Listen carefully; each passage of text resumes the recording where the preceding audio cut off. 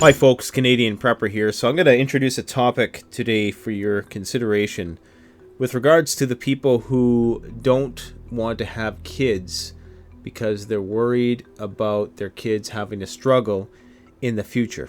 So what I've noticed is that there's a lot of people, particularly people who live within the city, a lot of younger people, millennials, who don't want to have kids. The main reason why most of them give is because I don't want to, quote unquote, bring children into this world. Now, the first contradiction with the majority of these people is that they're not prepared themselves for the world that they envision. So almost none of these people who are choosing to be self-imposed genetic dead ends are really doing anything to prepare for this nasty world that they envision.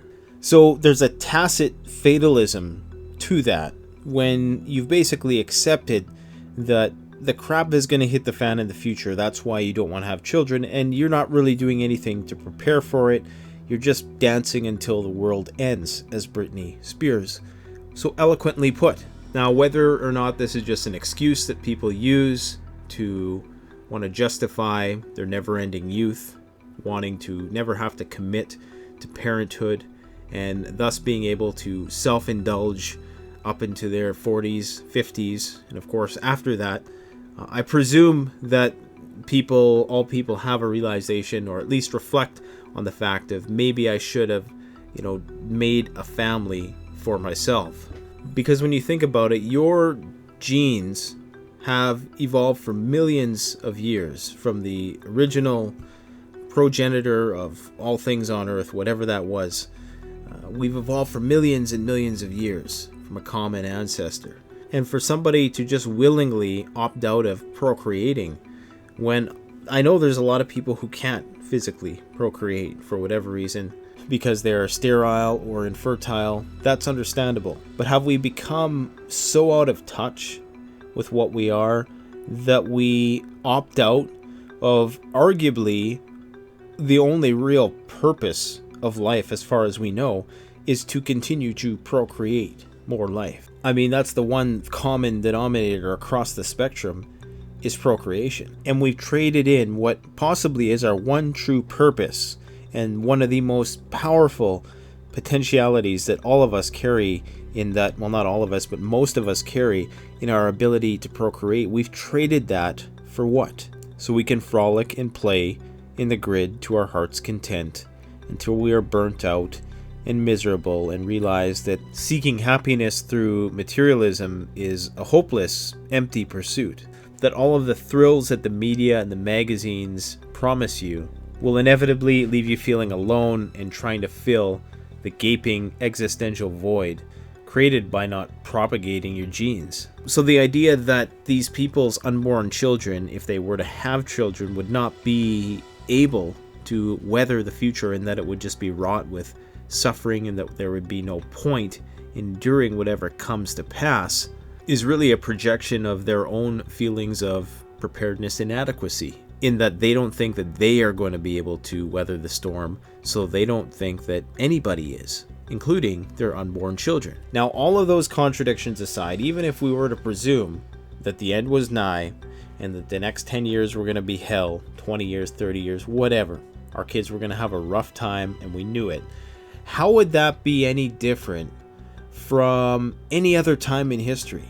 I mean, obviously, early human beings didn't know enough about human physiology to know all about birth control and all the rest, but I'm sure there was still some minor family planning. But regardless, could you really imagine back then people planning to not have children because they're worried that they're not going to be able to hunt enough food, or that they're going to get eaten by a saber-toothed tiger, or that a warring tribe is going to come and raid them in the middle of the night? I mean, you can enter in at any point in human history, and it's arguably a lot worse than it is now, even if the crap were to hit the fan tomorrow. There's something about our wanting to avoid suffering and our wanting to avoid bringing any sort of suffering on our children, which, as most of us know, backfires because it makes people weak. If you don't have to suffer, you never develop and you never get stronger. I mean, inject yourself anywhere in the last 10,000 years and you can make 1,001 excuses as to why you don't want to bring children into the world. Arguably, even with impending global disaster scenarios that we're potentially facing today, it's still light years better than it ever was in human history. If there ever was a time to have children, now would be the time. Now, some people will evoke the overpopulation idea, but you could still argue that you could at least have one, and if every 2 people on Earth had 1 child within a generation, the population would be halved, and if all of them had 1 child, it would be halved again. We'd be within 2 generations down to a quarter of the population that we have right now. So I have to ask the question then, is the desire to not want to have children and take on the responsibilities of parenthood just another reflection of the thrill-seeking, immature, infantile modern humans who are all about self-gratification, self-gratifying in the now, but in order to justify their self-indulgence, they'll do virtue signaling around the fact that, well, I don't want to be a contributor to the demise of the planet by contributing to the overpopulation problem, and I don't want to bring any more human suffering into this world. Again, if you have these beliefs, I'm not trying to tell you what to do. I'm just trying to point out holes in the logic. And in the very least, if you think that this is the way that the world is going, that it's not safe enough for your children to be raised in, or your unborn children, then how is it safe enough for you if you don't even prepare for it? Now, unfortunately, not many people who I'm referring to in this video are going to watch this video, because most of the people who watch my video are preppers, and that's the unfortunate echo chamber nature of what we do. I'm hoping this one gets dipped into through YouTube's suggested videos, but I'm not going to count on it. But the next time somebody presents you with that argument that I don't want to have kids because I don't want to bring them into this world, remind them of the fact 20,000 years ago, we were running from wild animals, trying to survive. And people weren't contemplating whether or not it was a good idea to have children then. In fact, that was the whole goal. That was the purpose of what they were doing. That was the purpose 10,000 years ago, 5,000 years ago, 2,000 years ago, all the way up through modern history. That up, of course, until now, when ironically now, due to medicine, women are able to have children longer, further out. Infant mortality rates are far lower. The only thing going down is sterility and fertility. Now, obviously, being pregnant or having to provide care for children who would be wholly dependent on you for all aspects of their survival 24/7 would be incredibly tedious. Of course, there's a variety of ways that children are going to make you more vulnerable. Children themselves may be subject to all manner of exploitation after a collapse scenario, especially if you were not there to protect them or if you happened to go before they did. But I would say, however, that the purpose and the duty that a parent feels towards their child is unlike any other duty or sense of responsibility that we feel. I mean, there's patriotism, there's an allegiance to whatever cause you may be a part of or aligned yourself with.